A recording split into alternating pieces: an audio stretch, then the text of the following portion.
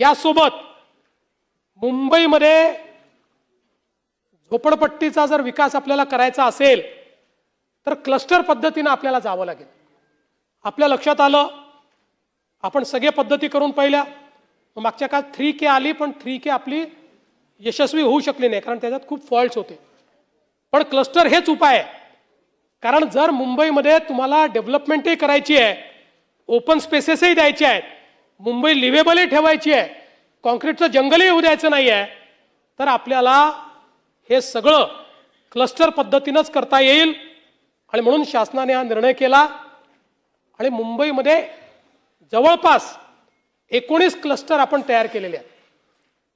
या 19 क्लस्टरमध्ये बहुतांश मुंबई जी आहे ही स्लम फ्री आपल्याला करता येते.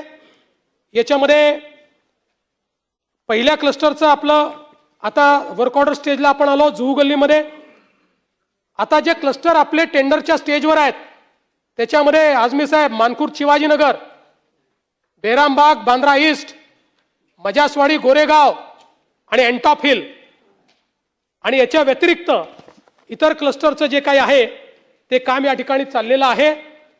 म्हणजे मोठ्या प्रमाणात समूह पुनर्विकासातून हे जे सगळे आमचे झोपडपट्टीत राहणारे लोक आहेत त्यांनाही रिहॅब त्या ठिकाणी द्यायचा आणि